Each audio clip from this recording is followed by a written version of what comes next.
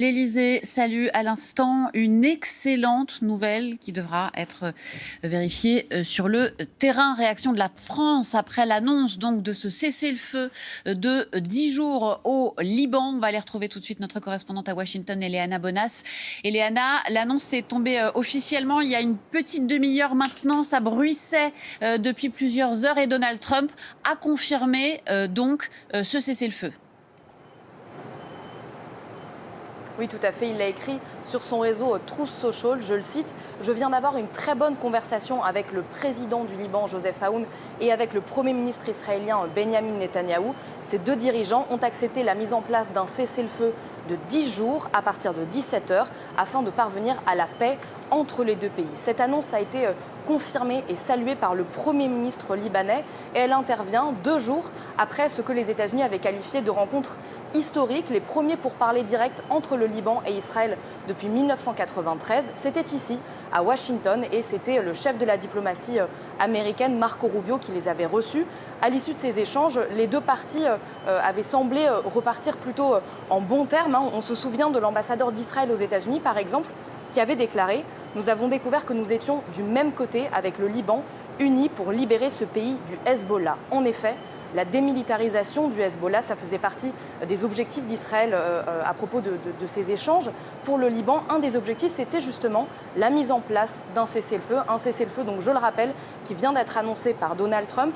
Un cessez-le-feu de 10 jours qui devrait commencer normalement à partir de 17h ici aux États-Unis. Il sera 23h pour vous en France. Et on note que les États-Unis ont voulu à nouveau se poser en médiateur de paix. D'ailleurs, Donald Trump a été le premier à donner cette information et il vient de déclarer sur son réseau Truth Social à nouveau qu'il allait inviter à la Maison-Blanche le Premier ministre israélien Benjamin Netanyahou et le président libanais Joseph Aoun. Pour l'instant, il n'a pas communiqué de date précise pour cette rencontre.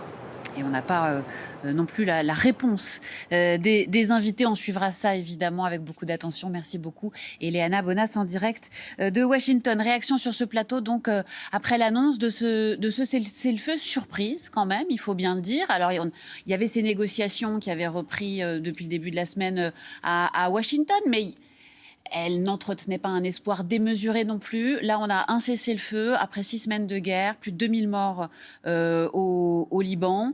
Un soulagement, évidemment, généralisé, même si on voit bien l'Élysée, pour l'instant, reste prudent et dit qu'on verra sur le terrain s'il se vérifie. D'abord, saluer une bonne nouvelle pour les Libanais, qui étaient dans une situation extrêmement dramatique sous l'intensité des frappes, notamment à Beyrouth. Et eux, pour eux, ça va être un changement majeur. Après, la deuxième chose, on voit bien que quand même, derrière ce blocus naval, parce que tout est lié, derrière cette nouvelle stratégie de Donald Trump, puisque c'est lui qui a utilisé le terme, il a dit « j'ai dû changer de stratégie », il y a quand même des choses qui se mettent en place. Il y a la possibilité de revoir bientôt des négociations avec l'Iran. On semble être à bout touchant. On voit que le Pakistan y travaille. On n'en est pas loin. Il y a ces discussions qui ont très vite accouché d'un cessez-le-feu entre l'ambassadeur libanais à Washington et l'ambassadeur israélien, avec la perspective d'une rencontre entre le Premier ministre israélien et le président libanais. Donc oui, ça bouge, et ça bouge dans le sens, pour l'instant, d'une non-reprise de la guerre. Et ça, je crois que c'est l'élément essentiel. On n'est pas dans une phase diplomatique. Attention, parce que le blocus naval, c'est de facto un acte de guerre. Ça consiste à arraisonner des navires, et il y a toujours le risque que ça dégénère, mais on n'est plus dans la situation où tous les jours et à tous les instants, des avions israéliens, américains peuvent frapper, soit ensemble l'Iran, soit pour les Israéliens seulement, le Liban. On est tout de même dans une forme de désescalade, Rokhaya Diallo. C'est difficile, après tant de dévastation, de parler simplement des escalades, parce que malgré tout, effectivement, c'était important de mentionner les populations civiles qui ont vécu vraiment une transformation de leur vie, avec des milliers de morts, avec des destructions de très très importantes quotidiennes, et vraiment une vie qui est devenue totalement instable.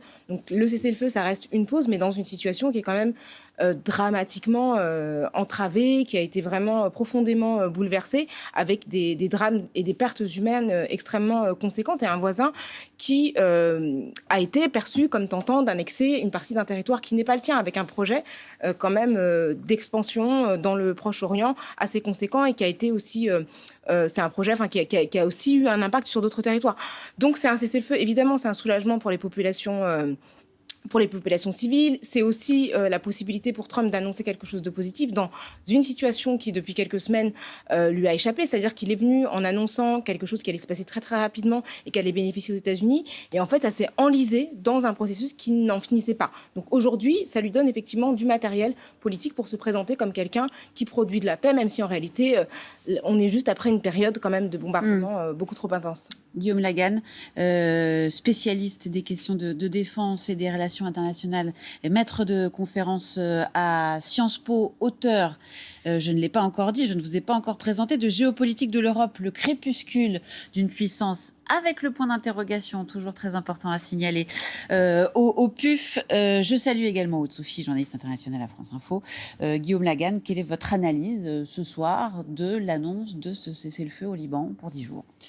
Effectivement, je rejoins les interventions précédentes pour dire que c'est un signal de désescalade générale dans la guerre entre Israël, les États-Unis et l'Iran. On peut y voir peut-être une volonté des États-Unis d'envoyer un message positif à l'Iran, dont le Hezbollah est le mandataire libanais, avec ce geste de bonne volonté de pousser l'Iran à un accord plus global sur tous les sujets qui les opposent. Et cet accord, on sait que, selon les diverses sources qu'on peut consulter, il semble être encore en discussion. Tout à l'heure, Richard a fait mention des Pakistanais. Le maréchal Mounir, qui est la personnalité la plus importante du Pakistan, s'est rendu à Téhéran. Il était, je crois, en partance aussi pour Washington. Donc il va peut-être porter au président américain des propositions concrètes. Les deux choses que je voudrais dire pour finir, c'est que la désescalade générale doit quand même se confirmer dans le sens où l'Iran, par exemple, continue de menacer le trafic commercial à Hormuz. Et on n'en parle pas beaucoup, mais quand vous regardez dans la région, un État comme le Koweït, aujourd'hui, n'a toujours pas rouvert son espace aérien parce qu'il est toujours frappé par des projectiles venant de groupes pro-iraniens qui sont en Irak. Donc c'est quand même aussi là un motif d'inquiétude, ça peut dégénérer. Et puis le deuxième élément, c'est côté israélien, on peut s'interroger un peu sur la décision qui a été prise d'appliquer ce cessez-le-feu. Est-ce que ça répond à une pression américaine qui leur a dit, bon voilà, maintenant on s'arrête pour quelque temps parce qu'on veut que ça marche avec l'Iran? Est-ce que ça correspond à une volonté de M. Netanyahou de donner une chance au dialogue avec le Liban? Parce que, comme ça a été dit, il y a quand même le premier contact depuis plusieurs décennies entre les deux États au niveau des ambassadeurs, et la possibilité que le président libanais s'entretienne avec le Premier ministre israélien, ça serait quand même une avancée très nette. Donc, est-ce que c'est pour faciliter ces négociations?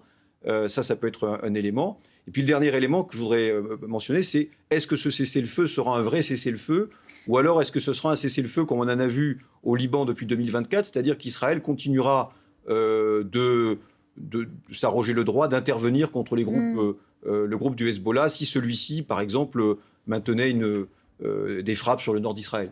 Et ce qu'on n'a pas encore dit, c'est que ce cessez-le-feu, il était réclamé par les Libanais comme un préalable aux discussions, ce que refusaient pour le moment les Israéliens. C'est donc bien Israël qui a bougé ce soir. Oui, absolument. D'ailleurs, Donald Trump avait annoncé que Joseph Aoun, le président libanais, allait s'entretenir avec Benjamin Netanyahou. Et dans la journée, Joseph Aoun a répondu « Non, je ne m'entretiendrai pas avec le Premier ministre israélien tant qu'il n'y aura pas de cessez-le-feu ».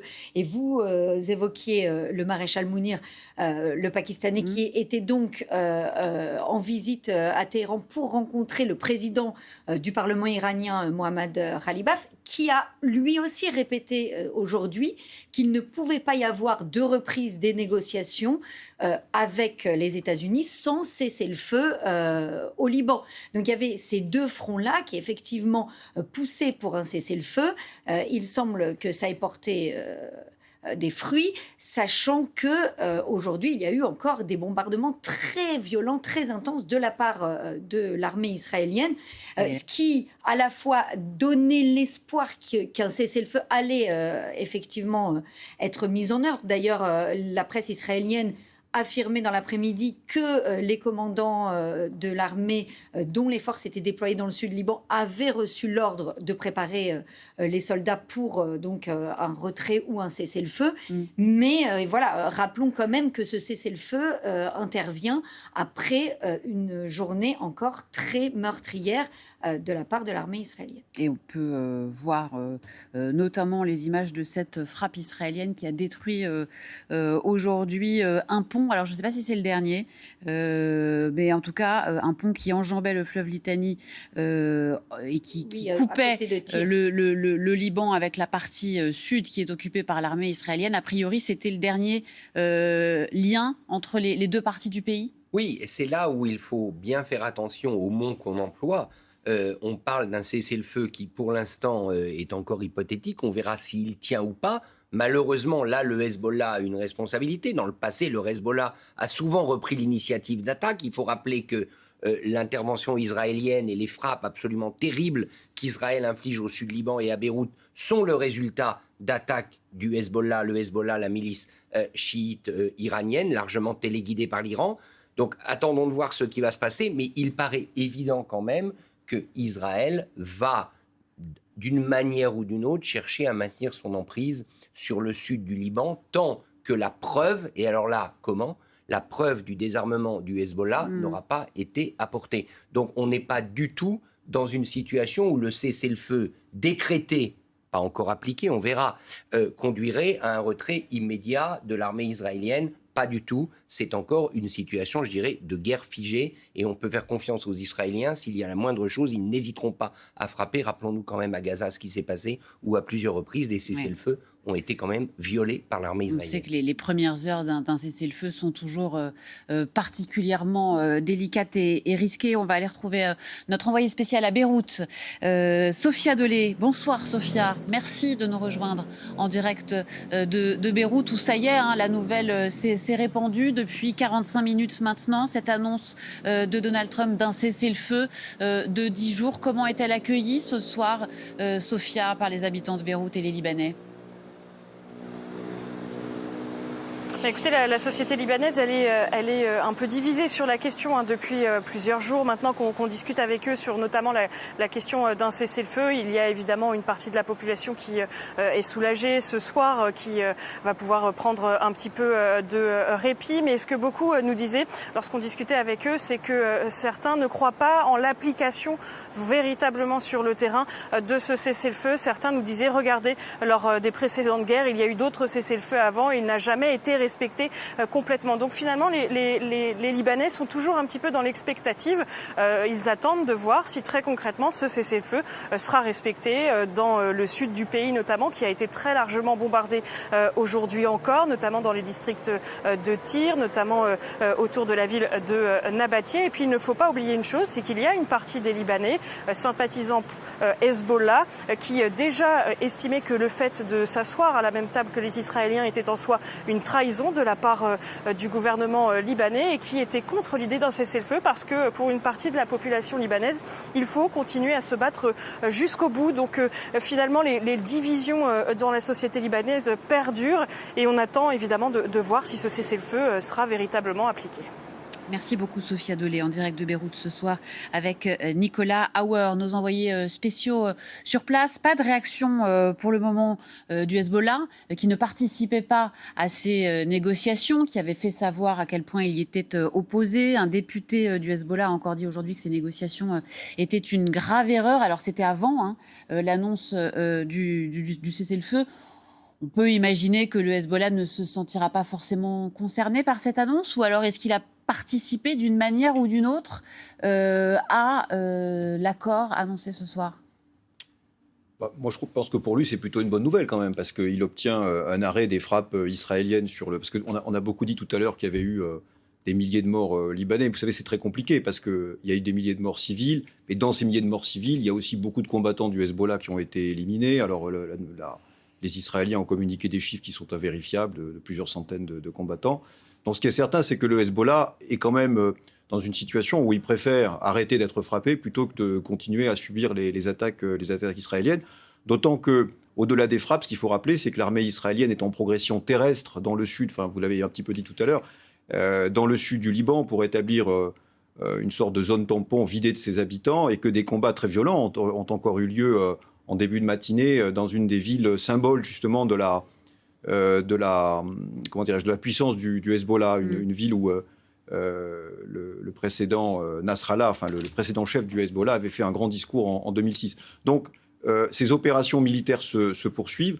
Pour le Hezbollah, c'est quand même, je pense, plutôt une bonne nouvelle. Ça montre qu'il est pris en compte, si vous voulez, dans l'accord. Maintenant, tout va dépendre de ce qui s'est dit derrière les portes, c'est-à-dire est-ce que le gouvernement libanais, en échange de ce cessez-le-feu, a accepté des concessions sur la fameuse désarmement du Hezbollah.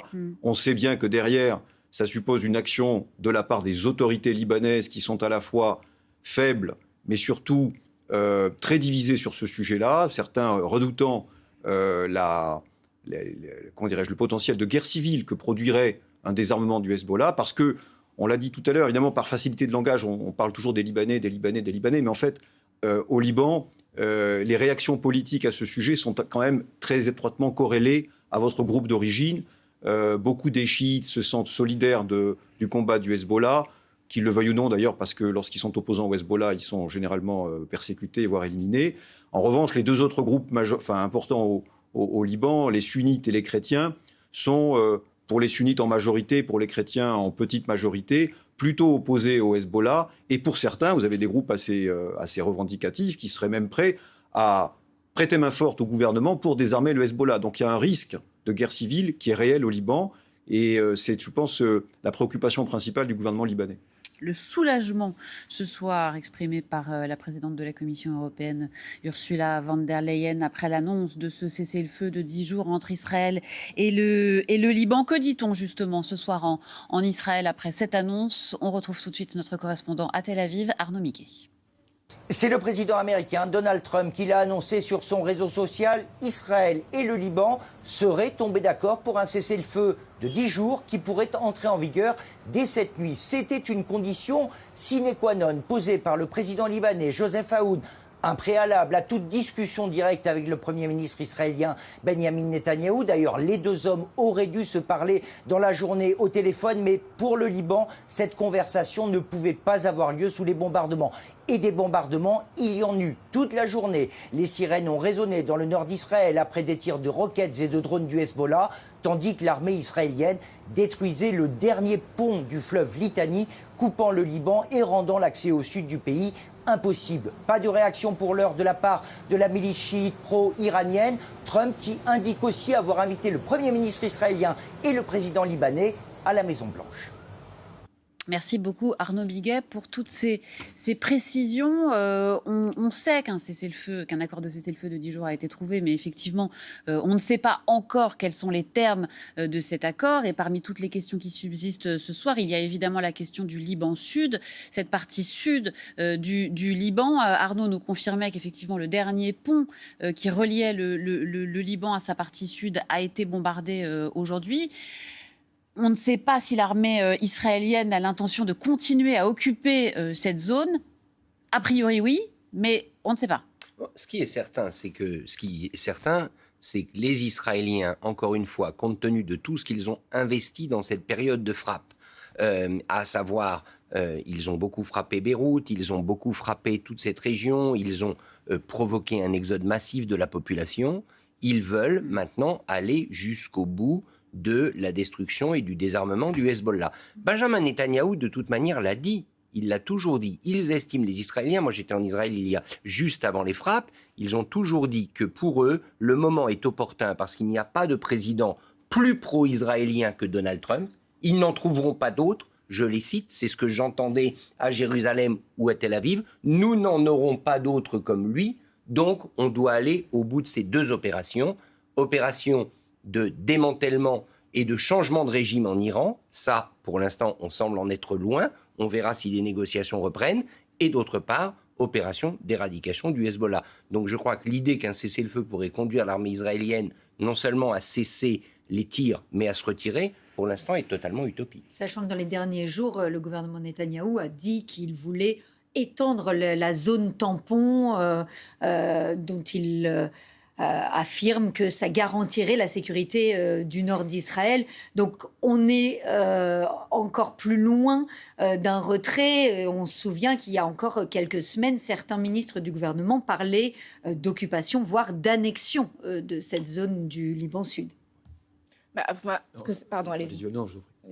Non, mais après, c'est vrai qu'on en parle un peu de manière descriptive, mais on ne peut pas s'empêcher de penser quand même au droit international et au fait que finalement, Israël déclare, c'est-à-dire agit en fonction de ses propres intérêts et ce qu'il projette. C'est-à-dire que d'un côté, il y a l'idée de désarmer le Hezbollah et de l'autre côté, il y a quand même eu un déplacement massif d'une population qui était installée, une population civile, et un territoire qui est occupé parce qu'on estime que c'est une zone, alors soit annexable, soit tampon, qui garantirait la protection de l'État d'Israël. Et c'est vrai que là-dessus, je ne peux pas m'empêcher de me dire qu'on est vraiment face, alors c'est pas nouveau, mais une défaite criante de l'application du droit international, puisqu'en fait, on a à la fois des droits humains de personnes qui sont complètement bafoués, et en plus, une puissance, un État qui se permet en fait de s'installer dans notre État au nom de critères qu'il autodéclare et qui n'ont pas été finalement appuyés par d'autres États, par les Nations Unies. Mais c'est en ça que finalement, ils ont raison de penser qu'ils n'auront plus jamais de président américain à la Maison-Blanche qui soit aussi favorable. C'est que Donald Trump est le premier à piétiner le droit international et à s'arroger le droit d'imaginer pouvoir conquérir des territoires comme le Groenland ou d'autres, simplement parce qu'il l'a décidé. Donc finalement, évidemment que le droit international perd de sa force sous le mandat de Donald Trump, dont les jours sont comptés parce que il va perdre du pouvoir en novembre. Guillaume Lagan ? Oui, il y a beaucoup de choses qui ont été dites, mais le premier élément, je pense qu'il faut un petit peu relativiser. Le droit international, la caractéristique du droit international, c'est qu'il est piétiné, si vous voulez, en permanence, depuis des décennies, voire 2 siècles, il existe. Le principe même, c'est que les États ne le respectent pas. Alors, il y a des tentatives pour le faire respecter, il y a même des institutions comme le Conseil de sécurité.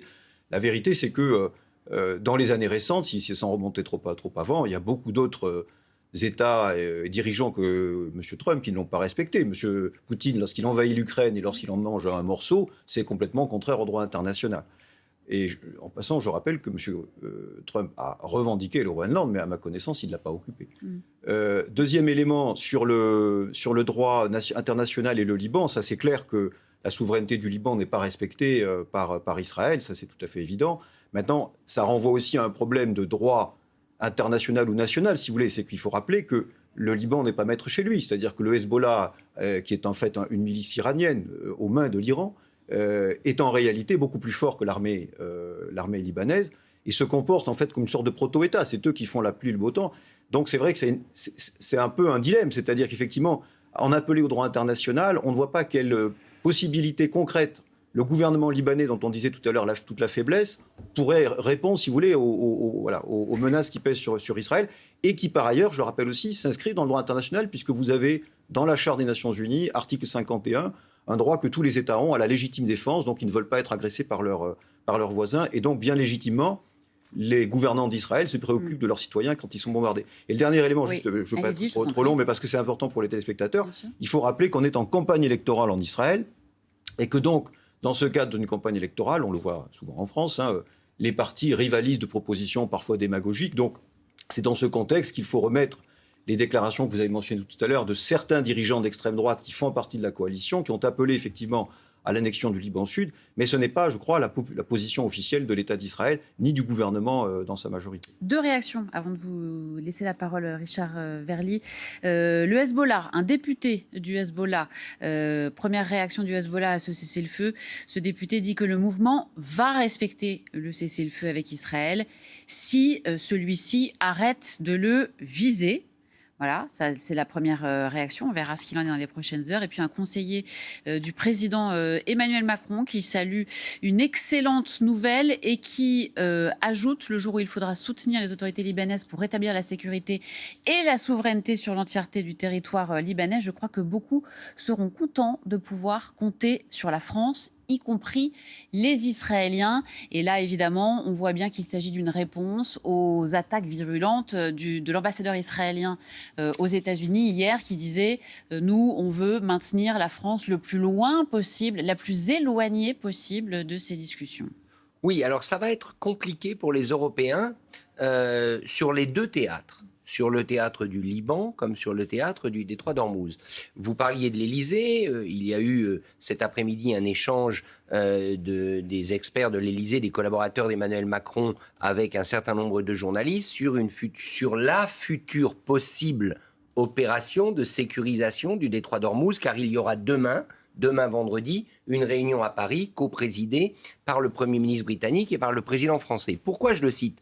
C'est parce qu'au fond, on voit bien à qui Donald Trump et Benjamin Netanyahou vont envoyer la facture. La facture de ce qu'il faut réparer, la facture de l'interposition, la facture de la garantie du cessez-le-feu. Qui va recevoir cette facture ? Eh bien, c'est les Européens qui vont la recevoir, en partie. Pas seulement, mais en partie. Parce que sécurisation du détroit d'Ormuz, ça veut dire que si les hostilités s'arrêtent, il faudra quand même s'assurer qu'elles ne reprennent pas, qu'il n'y aura pas des péages, que ce sera véritablement un trafic redevenu normal. Les Européens disent qu'ils y sont prêts, mais il faudra y consacrer des moyens, comme c'est actuellement le cas en mer Rouge. Et s'il y a une force d'interposition, ou en tout cas de maintien d'un cessez-le-feu prolongé au Liban, qui pourra le faire? En partie les Européens. Or, vous n'êtes pas sans savoir, parce qu'on l'a vu ces derniers jours, que c'est une opération qui peut être extrêmement coûteuse. En hommes, il y a quand même des positions de l'ONU, de la FINUL, la force d'interposition des Nations Unies au Liban, qui ont été pris pour cible par l'armée israélienne. Donc, Et par le Hezbollah. l'Europe risque de se retrouver à l'issue de cette situation de guerre, dans un moment où il faudra répondre présent. Ça coûtera cher, certes ça conduira à rétablir la paix, ce qui bien sûr vaut beaucoup, mais il faudra être au rendez-vous et ça sera sûrement plus compliqué qu'on ne le dit aujourd'hui.